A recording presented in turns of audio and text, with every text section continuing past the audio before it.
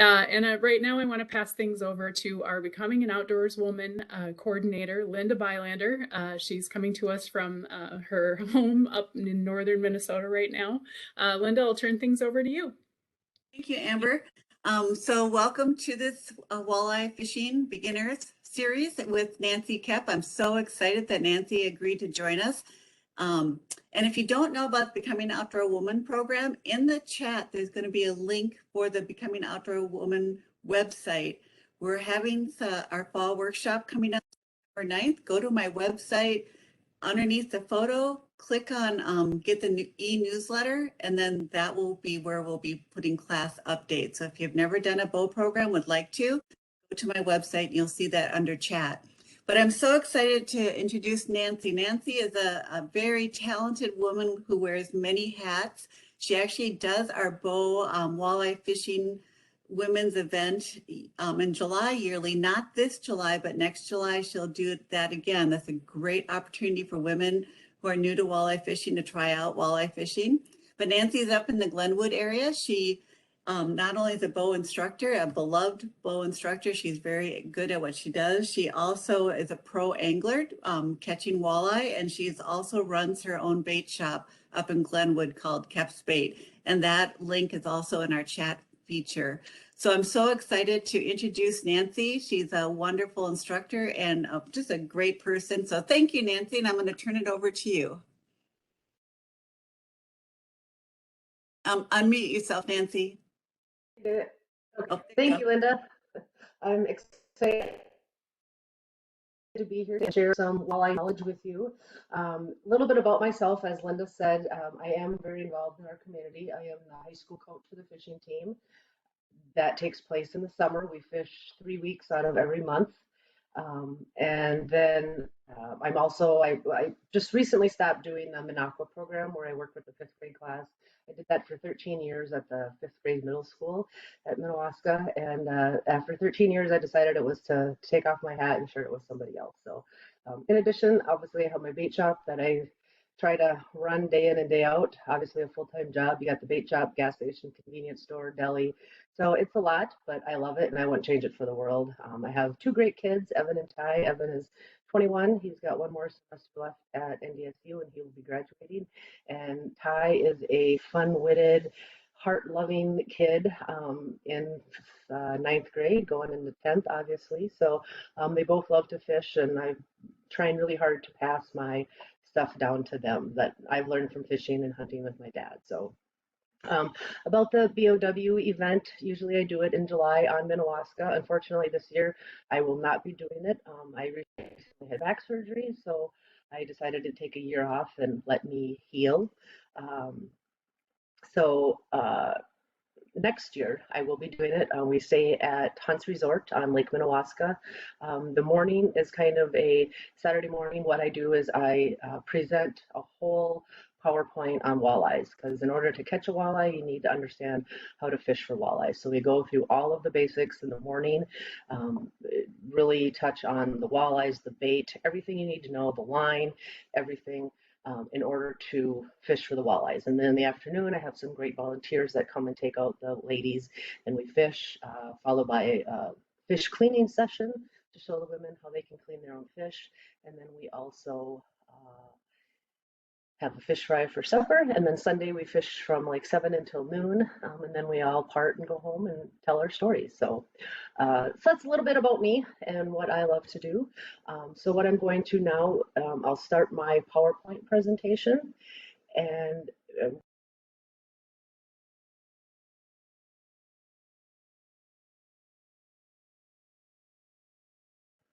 You have to I have some issues with my mute problem here again, but so after I get done with my presentation, I will have a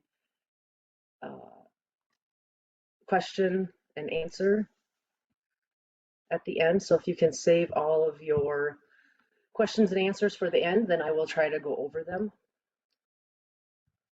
Here we go. I got to go back. 1 second.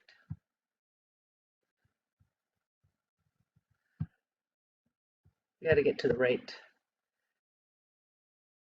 slide on my PowerPoint. I love technology. I'm much better at walleye fishing than I am.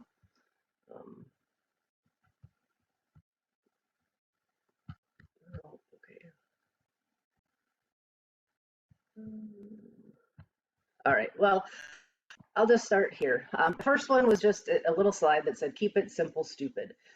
One thing to know when you're fishing for walleyes is, I shouldn't say that, keep it simple, silly is what I have. Don't overthink it. Don't overthink the walleye. Don't let them get the best of you. You know, keep it simple. You know, you see all of these people in YouTube videos and maybe at the docks, and they got the big fancy boats and 200 boxes of tackle and 20 rods in their boat. That's not anything that you need. When you want to start out basic for walleye, you need a rod, a reel, line, hooks, sinkers, bobbers, jigs, spinners. I mean, it's really, really simple. So I don't want you to think that, you know, don't overthink it. Just keep it simple and go fishing. That's my advice to you. So in order to understand the walleye, I think it's really important to know a little bit about the walleye. I mean, if you're fishing for an animal or fishing for a fish, hunting for an animal, it's important to know a little bit about what they do. So understanding the walleye's eyes. Yes, the walleyes can see in color. However, they are colorblind to blue and yellow. Now, does that mean that you shouldn't use a blue and yellow spinnerbait, a blue and yellow jig, spinner rig? No, it doesn't mean that at all, because they may not be able to see that blue or yellow, but every fish has what they call a lateral line. If you don't know anything about a lateral line after this presentation, please go and Google it. What it is a line that goes completely across the fish from its gill plate to its tail. And what that does is it sends off vibration. So even though they can't see your lure in the lake, they can feel the vibration from it. No different than on the bottom, I put they can't look behind them. They can't see behind them. So then you wonder, well, if you have a 14-inch walleye and they can't see behind them and there's a 42-inch muskie coming up, how do they know that muskie's there? That's because of the lateral line. They can feel that vibration. I always used to tell my Minocqua kids, like, if you see, explaining the lateral line, if you see on TV a group of, a lot of times it's fish from the ocean, and they're all in big groups and they're all swimming around. None of those fish touch, and that's because of the lateral line. So not only do Minnesota fish have it, even the ocean fish, they all have that lateral line so they can feel that vibration. Fish can see green and red the best. Now, this is done by scientists. Does that mean that that's true or not? That's what they found out, the scientific people in the world. Does that mean you only have to use green and red? Absolutely not. I have some favorite colors that I have on different lakes. Purple and white is one. A lot of people are going to UV colors right now. So just because they can see those two the best doesn't mean that's always the best color to use. This winter ice fishing, we were fishing for crappies. I had a little bright blue jig on that was glow in the dark with a crappie minnow, and I pulled up a 28-inch walleye. So, you know, sometimes you wonder where the logic is there. Obviously wasn't even targeting walleyes. We were fishing for crappies, and I pulled up a 28-incher. So sometimes the logic that scientists come up with makes you wonder, but obviously that walleye was looking for a crappie minnow, and I've always said to my people that come in my bait shop, the bigger the minnow, the bigger the fish. And this winter I've completely proved my logic wrong there, because 28-inch walleye shouldn't bite on a crappie minnow. That's not usually how it works. And also, the walleyes can only see 15 feet in front of them. So that's also an interesting fact about the walleye. So just, you know, keep that in mind next time you guys go out fishing for the walleyes. The best bait to use for each season, spring and fall, I've put down the best minnows that we have that we can buy and sell. And why spring and fall are the best is because springtime, those walleyes are coming off a spawn. So they're going to be hungry. They want to eat. They want to eat a lot. So they're going to be looking for all the minnows. The lake shiners usually run early spring. So a lot of the lakes, at least in our area, the lake shiners are running.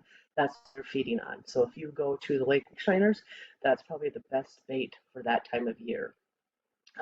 Golden shiners are also another great option. Those are something that we home raised. I guess my dad used to raise shiners, so I'm always a person that enjoys live bait. Sucker minnows, red tails. Red tails are very hard to get. A lot of people can actually, I hear a lot of people going catching their own red tails right now. So, keep that in mind too. A lot of them will go to the creeks and catch red tails and use them. Red tail is a very, very hardy minnow, and that's why a lot of people like to catch them. They're bigger, thick, and they last a long time. So in summer, I kind of lean towards the leeches and the night crawlers. Why that in the summer? Only because, keep in mind when you go to buy golden shiners, because lake shiners are only probably a 2 to 3 week minnow that you can get, most bait dealers can get, bait shops can get, because after that they stop running. So, golden shiners, sucker minnows, any type of, those type of bigger minnows, you use them in the summer. You're in the middle of July, it's 90 degrees outside, you got them in your live well, whatever, they're probably not going to live that long just because of the high temperature, where leeches and crawlers tend to live a little bit longer. That's why I always say it's good to fish with leeches and night crawlers, because you're not wasting your money on $12 or $25 on 2 dozen minnows, and then most of them die. So, and then fatheads, or excuse me, fall fatheads are a good choice. I sell a lot of fatheads in the fall, because in the fall, what's happening again is kind of opposite of the spring. In the fall, the walleyes are starting to feed because they're wanting to get their winter fat on them. It's kind of like when the bears go to get their dens for the winter. They're going to eat a lot of food. They fall asleep. It's kind of what walleyes do. They go on their feeding circuit. They eat, and eat. So a lot of times, golden shiners, sucker minnows, again, red tails are huge in the fall. A lot of people use them. I put down lake shiners. I apologize. There are no lake shiners in the fall, so that's my mistake. But fatheads are a good choice. Again, golden shiners. So just so you kind of know the basic of what to use, what bait to use for what season. Again, I'm a huge live bait person. My grandpa started Urbank Bait in 1946, so I've used bait all my life. I'm not a big plastic person. I do it when it's needs to be done, but I would much rather use live bait. So,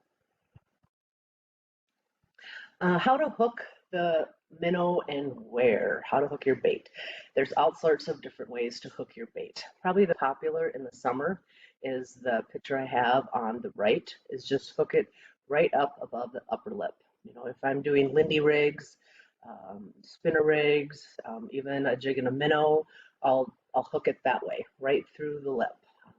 And make sure it's tight in there, so when a lot of times people will cast and the minnow will come off, you want to make sure it's at the toughest point, which is right at the tip of the minnow where you hook your hook through, so that minnow will stay on there and you don't have to worry about it falling off when you cast it out. The dorsal fin hook, we use that a lot of times in the winter. Basically, that's how we hook our bait in the winter, because your line's down and then the minnow can swim and look for the fish. If you put it in the mouth of the hook, you can do that too, but it's almost going to look like a dead minnow.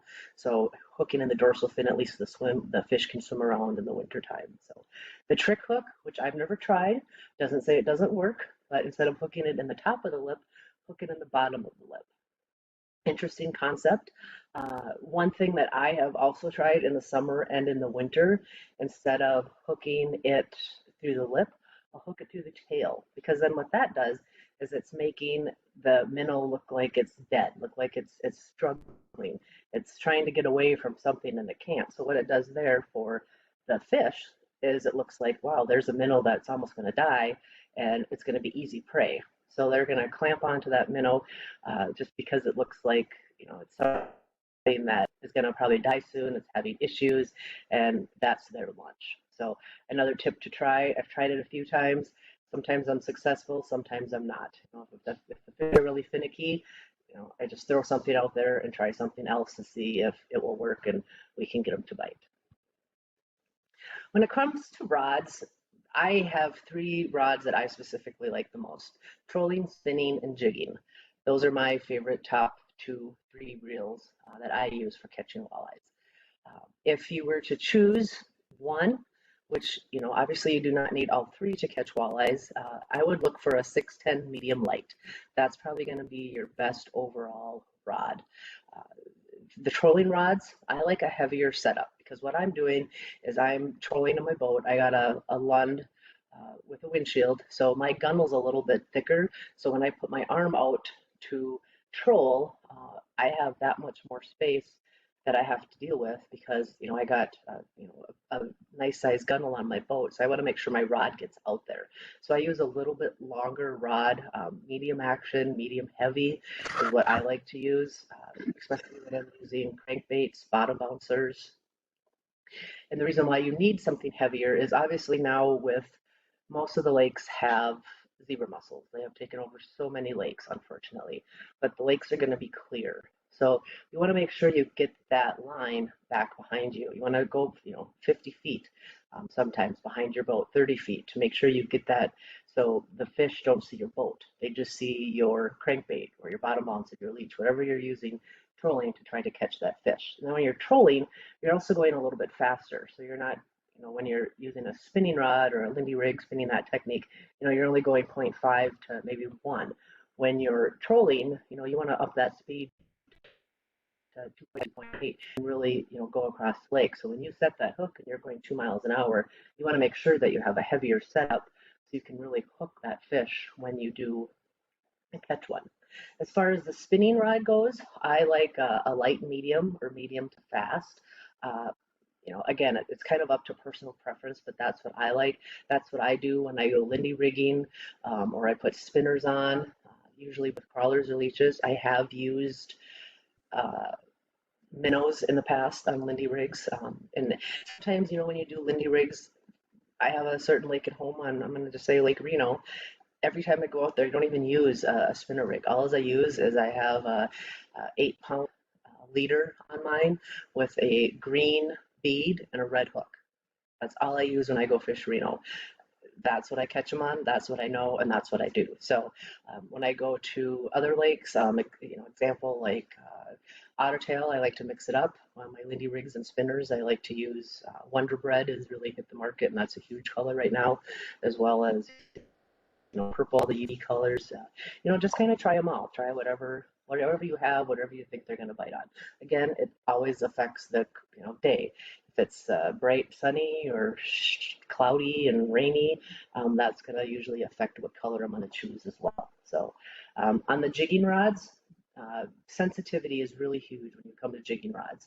I like to use a shorter one that's a little more fast action because you're going to have that jig and you're going to be casting it up into the shallows, 2 to 5 feet of water, and bringing it back to your boat and jigging it, and that's a reaction bite.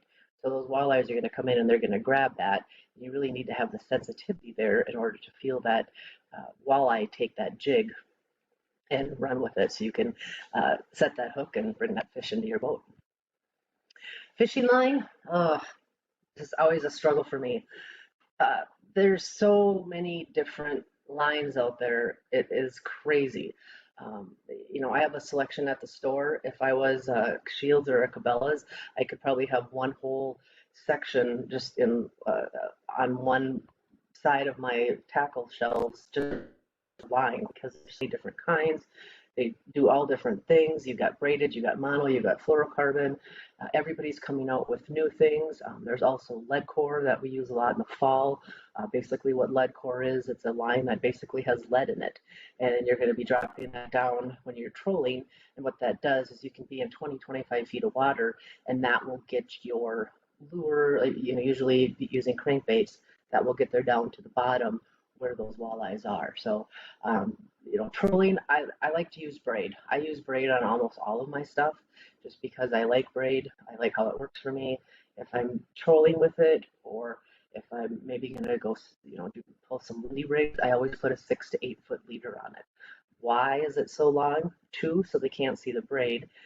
Or one reason is they can't see a braid, and 2 is when you get bit off, you don't have to retie your Lindy or your leader. You can just tie another hook on it and go. So I always make it an extra a little bit longer than maybe it needs to be, but that way it's easier for me when I get bit off maybe by a norther.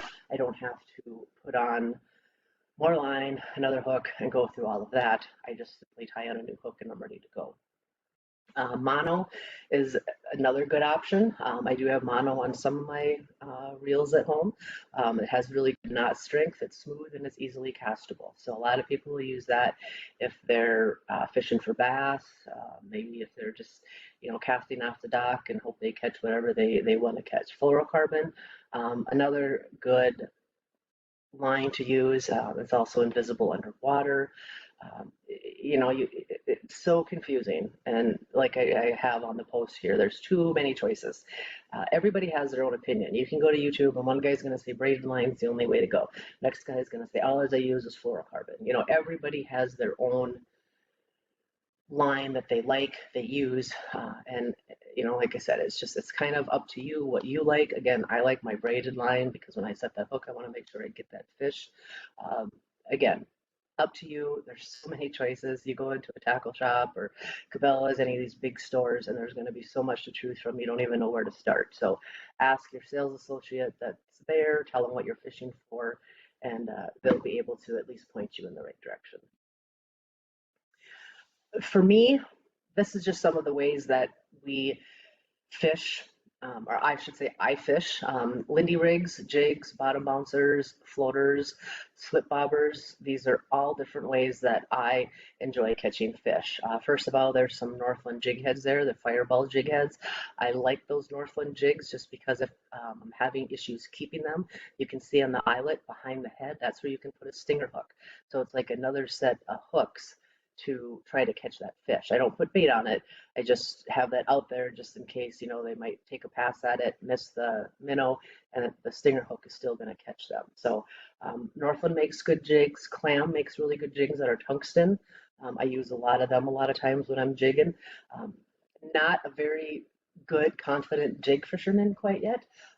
I like my Lindy rigs. Lindy rigs has been my passion for many, many years. Spinner baits or spinner rigs, Lindy rigs, that's what I'm comfortable with. That's where my comfort level is. Also very comfortable with bottom bouncers. Bottom bouncers are another great way to fish for walleyes, especially later in the season. You're really going to get that bait down there to the fish. One thing to remember when you're fishing with bottom bouncers is you don't want to let out any line. When that fish strikes, you just want to set that hook. You keep the boat going and you set that hook.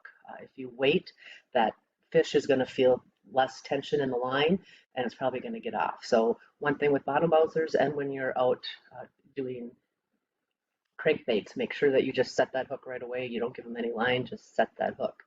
On the bottom are a little bit of spinner rigs. So you can see the one with the minnow. That's a one hook spinner rig with the hook above it. It goes back behind its head a little bit more than others do when you're jigging. And it's again, it's all personal preference. Does a walleye care if you hook it in the lip or behind the head? No, not usually. So you do best and use that. Then we also they have 2-hook crawler harnesses there. 2 hooks, 3 hooks. I like 3-hook crawler harnesses the best when I'm fishing, just because I want to make sure I catch that fish. 2 hooks are fine, 3 hooks, I want to make sure that I catch it. One little note that my Uncle Marv Koep taught me when I went fishing with him is when you're using Lindy rigs, spinner rigs, make sure when you feel that bite, that tap, tap, tap, you got a bite, let out some line. And then he always told me when you think you've let out enough line, let out a little bit more. So that's kind of one rule I like to live by is just when I think, I'm fishing with women and I'll tell them, okay, yep, I know it's a walleye, so let out a little bit more line. Let that fish eat what's on your hook. So make sure that that fish is on there. You're going to set the hook and you're going to get that fish. Then to the right, I have a Lindy rig, but with a folder on it. So it's like a yellow bobber. So what that's going to do is be very effective with a bottom bouncer.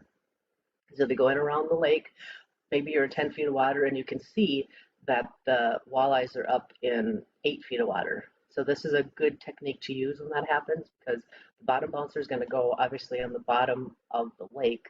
And then with this Lindy rig, it's going to float. So you're down here in 10 feet, but you have your Lindy rig that's going to be up in 8 feet. So instead of being under the fish, you're going to be right in eye level with the fish. So they can see that and then see your bait, and that's one way to get them to fish as well, or get them to bite. And then there's also bobber fishing. Bobber fishing is one of my favorite things to do on Lake Mille Lacs. Actually, this picture of this walleye was caught on a bobber at Mille Lacs with a leech. What we do is we call it road hunting. We're road hunting for fish, and we just drive around.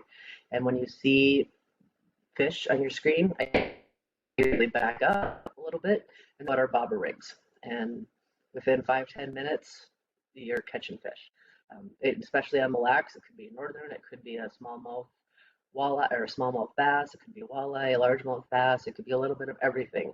You never know what you're going to get when you throw that out on Mille Lacs, but that's a great way to fish. Also at night, if you're nighttime fishing, slip bobber is a great way to fish for walleyes at night. Put a leech on there or a minnow and just let it sit out there and relax, enjoy your day, and come down from it and think about what's going to happen the next day.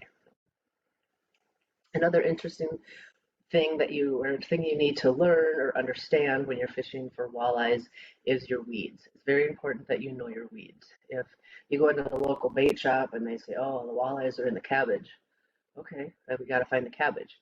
And you're fishing the milfoil, well, that's why you're not catching the fish, because the walleyes are in the cabbage, not in the milfoil. Another weed that the walleyes like is coontail. So milfoil, they do go into it, but I don't believe they eat it.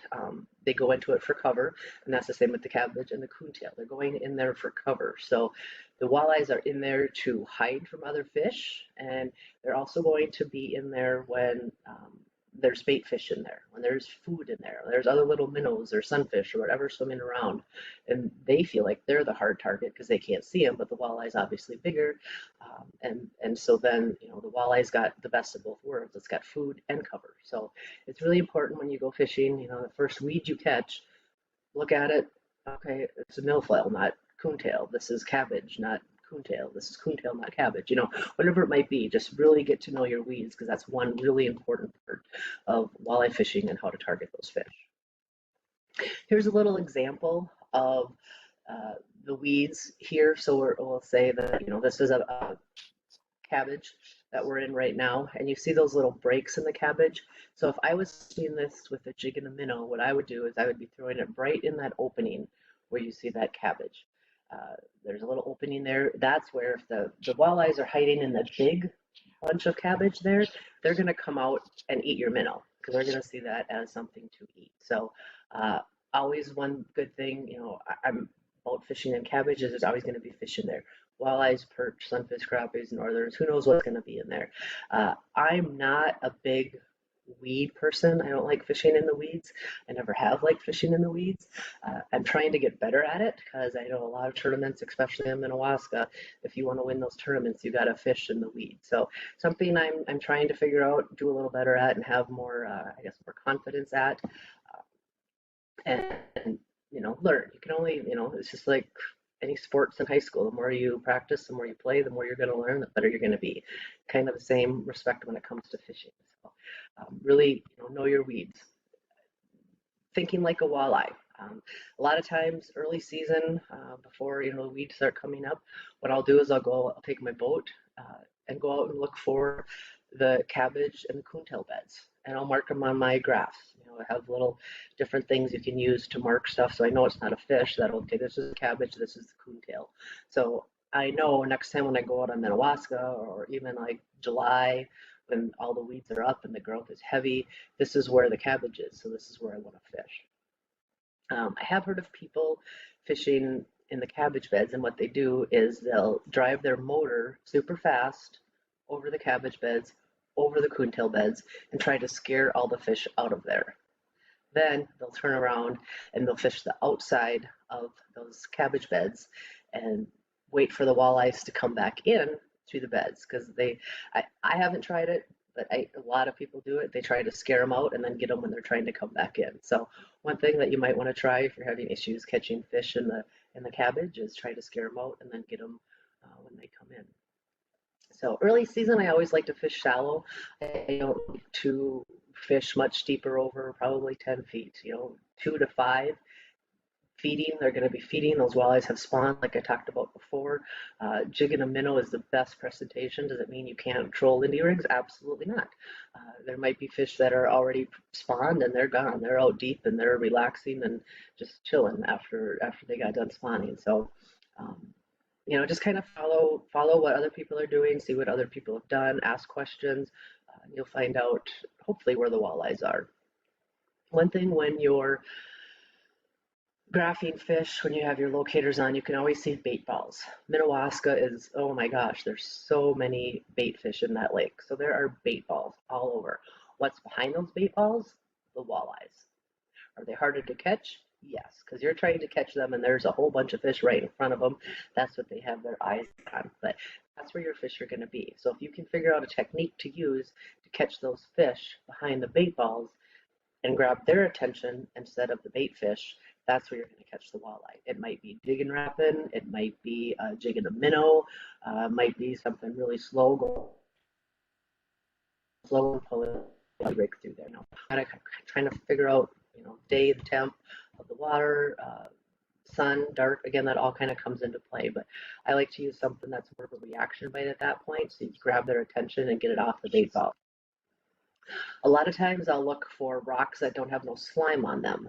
You might think I'm crazy, but what that does is it tells me that there's moving fish in that area because the rocks are clean.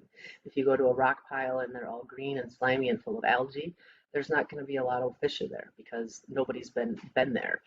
Next spot, the rocks are clean, then I know there's fish there. I know there's fish moving around there. So that's one thing I look for too when I fish the rocks. Windy days, I like to fish the rock piles because that's normally where they're going to be. That's where they should be, logically. Once the wind dies down, I'll usually tell her I will go back out deep because once the wind dies down, they're going to go back out deep. So that's one thing with rock piles. They're fun to fish if you can catch them, especially on Mille Lacs. They're very fun to fish. But once the wind goes back down, they usually go back down deeper. One thing that I've always been told from the old timers that have fished for years is you fish the windy side of the lake because the wind is blowing the fish in there, it's blowing the bait fish in there, and that's where you need to fish. I don't like fishing in the wind. I remember at one presentation I was doing, one lady said, where do you fish if the wind is 30 miles an hour? I said, I don't. So I don't like to fish the wind. And so now after reading articles and doing some research, actually they say that they like the opposite side of the lake. So if the wind's blowing from the west, go to the east, because that way the water temperature is going to be a little bit warmer and those fish are going to be on that side of the lake instead of being where the wind blows in. Again, all the old timers say, oh, no, you got to fish the wind. But according to a lot of research that has been done, a lot of them say now to fish the opposite side of the lake. One thing, just some reminders, never hold a walleye or any other fish by its eyes because you will kill that fish. That fish is now dead. It's going to be blinded. It's not going to be able to see.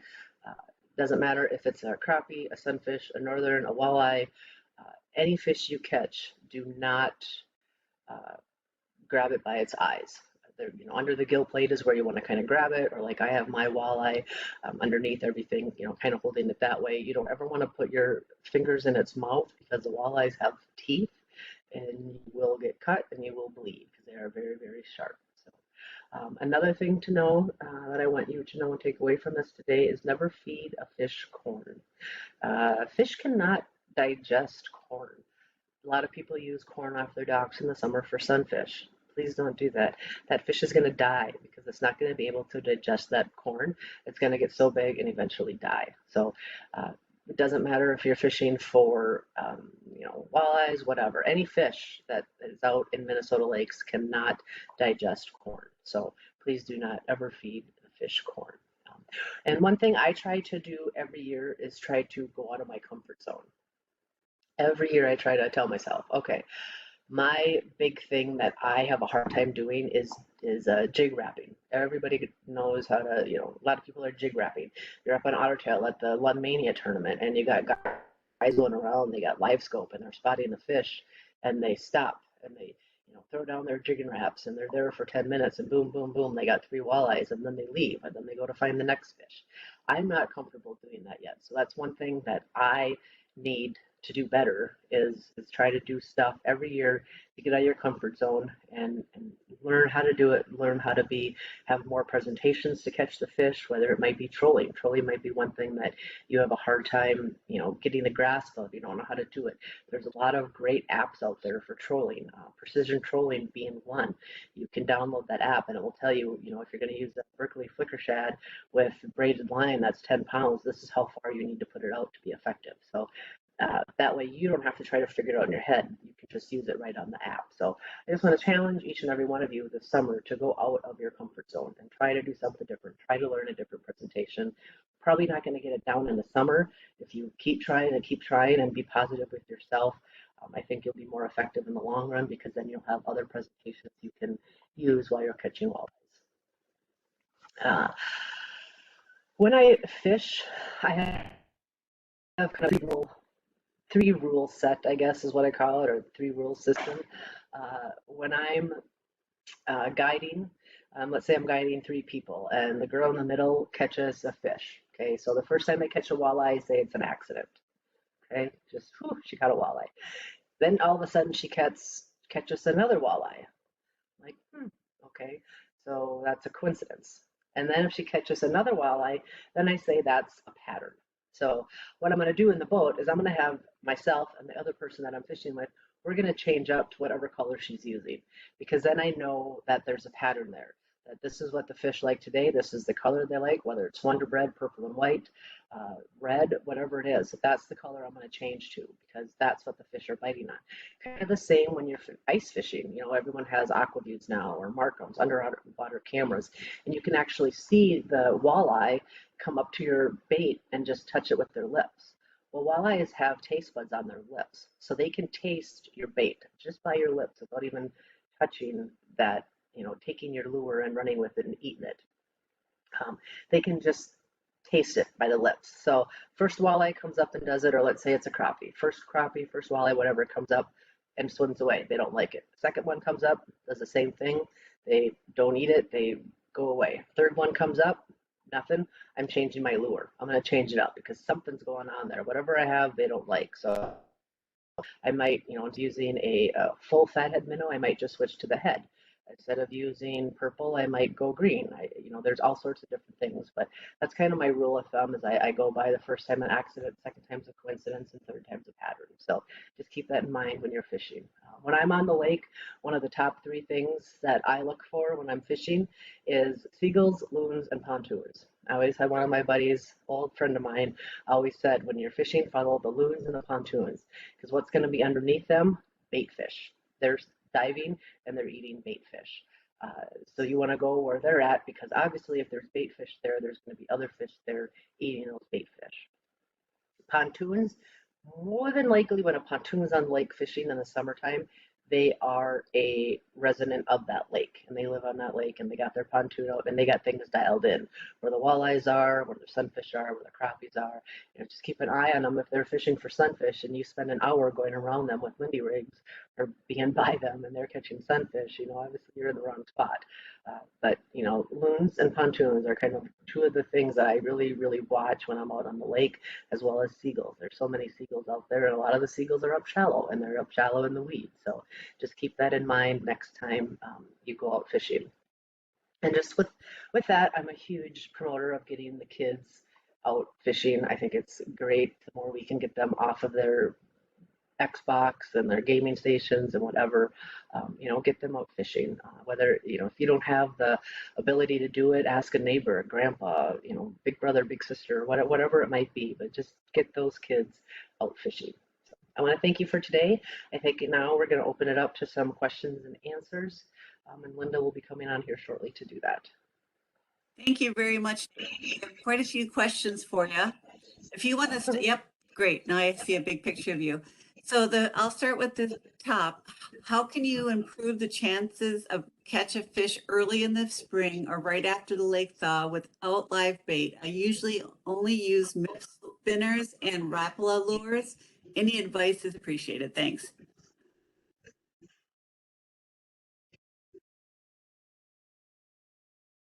Nancy? Okay, yeah, I think my internet's bad or something.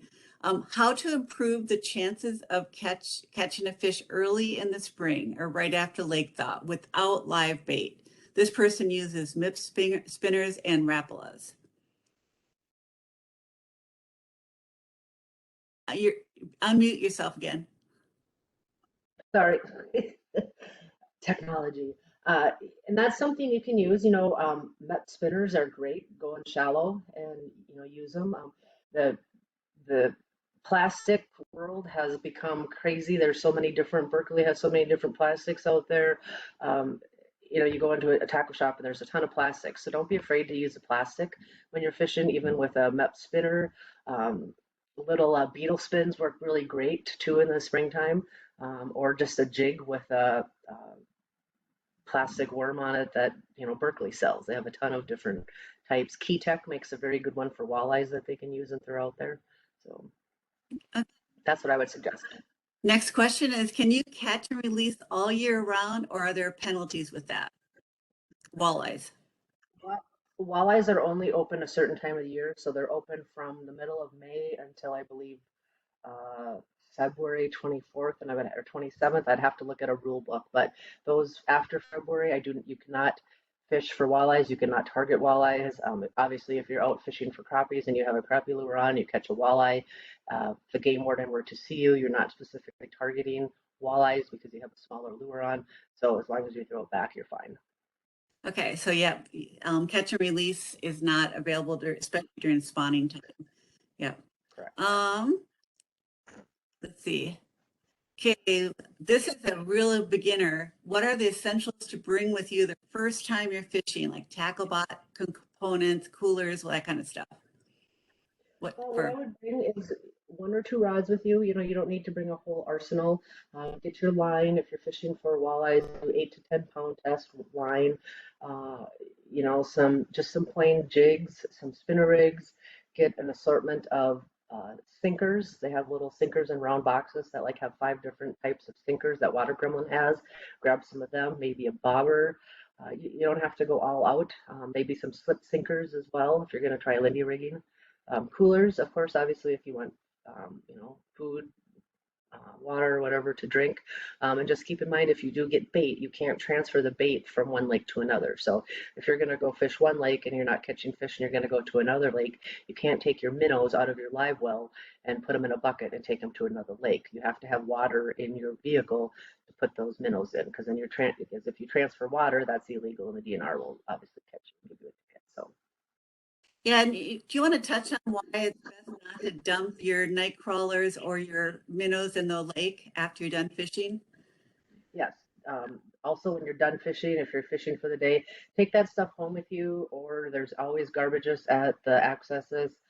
Throw your minnows in there, throw your worms in there, maybe throw your minnows in a bag so they don't stink.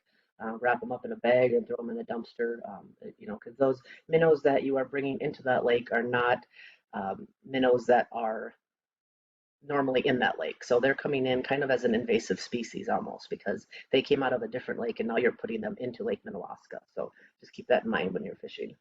Yep, same with worms. It's best just to throw them away.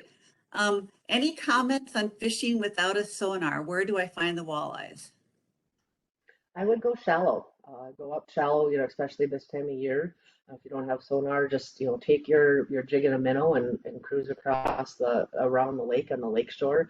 Find some weed beds, throw some lures in there, maybe even a spinner bait or a beetle spin. There's all sorts of different things you can do without sonar. Yep, and you mentioned look for cabbage and look for that coontail. Yep.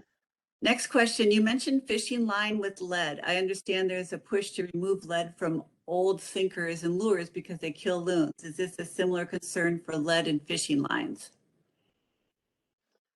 Great question. Usually the lead core that we're using right now is anywhere from 30 to 40 pound lead core. So the lead core usually does not break. I've never fished with lead core line that I have broken off and left part of it in the lake. So basically all that lead core does is it's infused into the line, and it's just bringing your line down deeper to the bottom of the lake. So it's not like the fish are really eating that line, because you're going to have a leader on the end of that lead core line. So if your line breaks, the leader is going to break. The lead core line specifically isn't going to break. Great. Next is friends of mine are big on floating lindy rigs during the day and high vis bobbers at night. Do the presentation styles matter that much by time of day? No, I don't think they do. There's like on Mille Lacs, I bobber fish on Mille Lacs during the middle of the day. So it really does not matter. I like using the floaters again just to get that, if the fish are suspended, to get that hook up there in front of their noses instead of down below them. So there is no right way. I like bobber fishing at night just because it's kind of my relaxing time. You sit on the pontoon, you throw out your bobber, and you just reminisce about your day and kind of take a breath and be like, oh, it's over, and just relax and enjoy the scenery. Great. Any tips for shore fishing for walleye? That's a great question that wherever you are, your location, go to your local bait shop, ask them where to go. There's a number of spots on Minnewaska that I would suggest to go. If people came in and asked me that, every lake's different. We have a inlet that comes into Minnewaska, so that's always a good place to go try. But again, go to your local bait shops and find, get those answers from those people because they're ultimately going to be the ones that are going to know that information. Okay. When do you let line out before setting the hook? I guess they're asking how long do you let it run before you set the hook? If I'm using a Lindy rig and I feel that tap tap and I know it's a fish, I'm gonna let it out. I'll maybe count to 20 in my head. It depends on, sometimes it depends on the tap. Like, oh wow, this is a really nice fish. Obviously, I might let out more. It's also going to depend if I have a 2-inch sucker on or a crawler. If I have a bigger minnow on, I'm going to let it out even a little bit longer because I want that fish to eat that minnow up until he gets the hook. If it's a worm, probably not as long as I would if it was a minnow. So. Okay. Next question. You have lots of questions, Nancy. When do you consider the start of summer in the boundary waters? What was that? When do you consider the start of summer in the boundary waters? I guess when can you start fishing for them up there? I'm not going to be very good at asking that question. I would search Google for that. Last year was the first time I've ever been to the Boundary Waters, and we were fishing, and I want to say it was, boy, it must have been August that we went up there. So I'm not familiar with the Boundary Waters area, so I would love to answer that question for you, but I'm really not sure. Okay. And then this person said, so fish the quiet side, no wind of the lake. Is that correct? That's correct. On windy days, when the wind's blowing 20 miles an hour, 15 miles an hour, instead of beating yourself up and going in where all the waves are, go on the other side of the lake because that lakeside is going to be a lot warmer. I have to be done within 5 minutes. Okay, so I have another question, and this is the first time I heard it too when you talked about canned corn. This person said, I was told canned sweet corn is okay because those are easily digestible. Is that correct? Mostly just for sunfish with kids. Even if you could give me 20, make it a half hour. Cassie, you're on. Mute yourself, please. No, you do not want to use corn for any fish. No, fish cannot digest. Perfect. Right. The fish cannot digest. Thank you. Sorry about that. Kathy, please mute yourself. So go ahead. You don't want to use corn for anything, right? No, please do not use corn for anything. You can Google it. You can do all your research you want. Corn is not good for fish because they cannot digest it. Okay. Just when you said that, I started Googling it, and it's the first time I've seen that it actually kills fish. What I would suggest in that situation, if you have your kids off the dock, is you go buy Berkeley Gulp. They're little jars of bait that are like a plastic mush thing, and you can put them on the kids' lures, and they're still going to catch the sunfish, and you're not going to have to keep putting corn on all the time because they tend to stay on a little bit longer. So instead of using the corn, get the Berkeley Gulp. Yep, I've seen that in the store. That's a good alternative. How do weather changes affect fish? Seems like the bite is better a day before low pressure passes through. Yes, it is. I'm currently reading a book that talks about the low pressure, high pressure pressure systems, the moon phases. It's been really interesting. I'm not quite through it yet, but not only does it affect fish, but it also affects deer. Low pressure systems are a good time to go fishing. Usually before a storm, I like to say I'm going to fish the calm before the storm and go out. Obviously, this past weekend when we had fishing opener Thursday, the storm came through and all of our lakes around our area just got so muddy and murky, and it just stirred everything up, and it wasn't good at all. So Okay, any underwater cameras that you would recommend for summer and ice fishing? I like my Aquaview. I always have. I enjoy it very much. I use a smaller Aquaview in the summertime just because I can put that down. It's more portable. I can put that down and see what kind of weeds are down there. So the big Aquaview, you can use that in the summer as well. You just got to make sure that you get a sunlight for it because that's going to be really hard to see with the sun or like a sun lamp or a sun protector because you won't be able to see it if you just bring your Aquaview that you have in your fish house out into your boat. You're not going to be able to see anything, so you really need to get that sun protector hood or whatever they call it on top of it in the summertime. But they can be very effective. Okay, next question. Could you share the brand of jigs and 3-hook crawler spinners as mentioned? Could you share what the most effective way to hook the leeches? The leeches, you want to go right through their sucker. So when you look at the leech on the top of the sucker or the top of the leech is a sucker, and then you have the tail on the bottom. And that's where you want to hook the leeches right through that sucker because that's going to be the hardest part of the leech. So that way your hook's going to stay out, your leech is going to stay on a lot longer because that's the strongest part of the leech. So that's the best way to hook them. Okay, and then brand of jigs and 3-hook crawler spinners, or is it just any? I like it really doesn't matter. There's so many on the market. Lindy makes some good ones. Northland Fishing Tackle makes some good ones. Tommy C's has some good ones on the market. They're all very compatible. It really doesn't matter what brand they are. Jigs, everybody has jigs. There's VMC, there's Northland, there's Clam. There's so many out there on the market. You just kind of have to go and see what you think is going to be best beneficial for the way you enjoy fishing. Okay, Sabrina asked, do you ever fish river for walleyes? Nope, I hate river fishing. I'll make that simple. I fished a tournament down by Red Wing one time, and I did not enjoy it at all. River fishing is a whole different ball game from fishing the lakes around where I live. So I'm sorry, but I'm not a river fisherman. But people Maybe that's what I need to do is challenge myself this year to go fish more rivers. Yeah, because walleyes do live in rivers. You can fish for them, but it's another animal. Yeah. Yep, absolutely.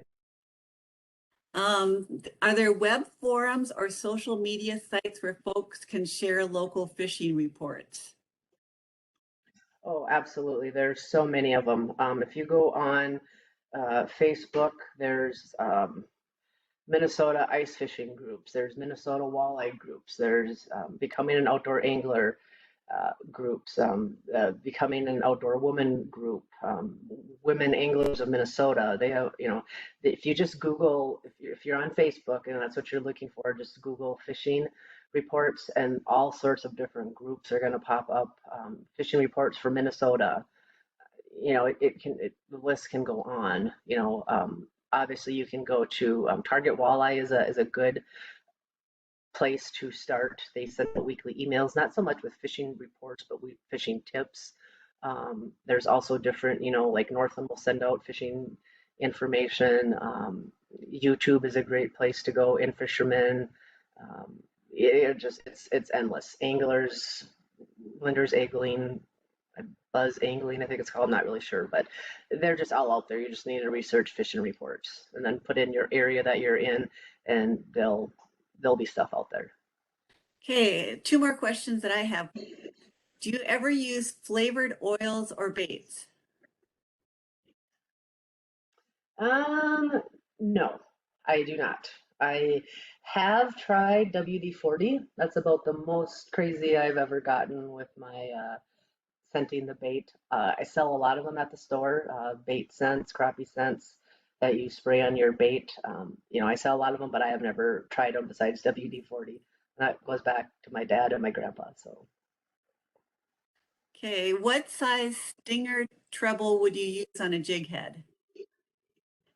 There's only one size that Northland makes. It's a smaller size, so it's going to be probably a size 10. And that's they only have one size. So you just put that on the back of on the opposite end of the where the eyelet is on the backside of the Northland jig and just hook that on there. And like I said, I usually don't put bait on it, but people do. So, something that I always think 2 hooks are better than 1. Okay, that's all the questions that I see. Amber, do you see any other questions that were sent directly to you? I did see one just in the chat, and we posted in the chat the link to Nancy's bait shop. But Elizabeth was just wondering if Nancy has resources and sells the lead-free fishing tackle. I have some lead-free fishing tackle, not a lot, where I'm not in the market for it where I'm at. Lead-free always seems to be a little bit more expensive, where the people in my area don't like to spend that much on tackle. So I kind of have to, look at my consumer base. I do have some, but not a lot. Okay, okay. So one last question came in. That will be my last question because it's almost 1 o'clock.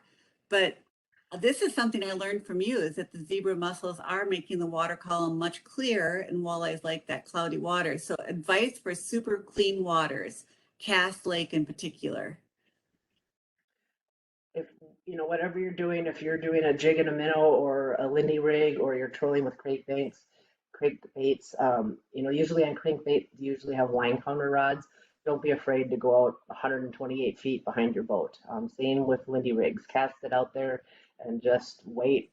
Go 20, 30 yards, 40 yards, and then set the bail on your rod or your reel, because the lines are so clear. Once that fish sees your boat, they're going to scatter. So you need to make sure your line's way behind you in order for that fish, to catch that fish that has swam away. Okay, I got to ask this one. First, one person asked, do you fish see braided line? You already answered that. Yes, that's why you use such a long leader. But this person asked, did WD-40 work for you? I can't give away all my secrets. Okay, she's not going to answer that. So with that, I really, really appreciate you, Nancy. Nancy Koep can usually be found up in her bait shop up in Glenwood. She's a great resource. If you ever happen to be up in Glenwood, stop by and say hi to Nancy. She just, like she mentioned, she had back surgery, so I'm not sure how much she's working right now, but bait shops are a great place to start a fishing trip. Go into the bait shops. What are they biting on? Where to fish? Those folks are there to help you. So again, thank you again, Nancy. And for women, Nancy will be doing a fishing weekend next July. So that's a great opportunity to learn how to walleye fish. So thank you, everybody. Thank you, Nancy. Yep, thank you. Okay, bye, everybody.